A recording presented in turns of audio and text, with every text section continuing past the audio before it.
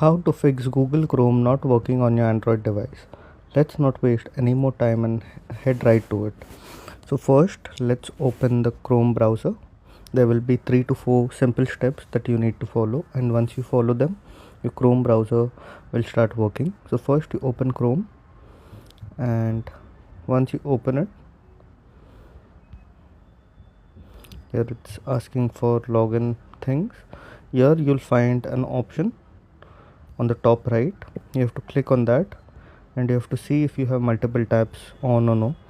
If that's done and it's still not working, then you have to scroll down and you have to go on settings.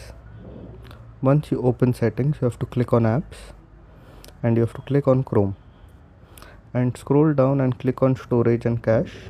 Once you click on storage and cache, you have to click on clear cache, and then you have to click on clear storage and then clear all data. Once you do that, you have to go back and you have to open Play Store, and here you have to search Chrome. Once you search Chrome and click on Chrome, here if there is a new update on your phone, it will show here. You have to click on the update and update your phone. And the last and final step, once all of this is done, you have to restart your phone.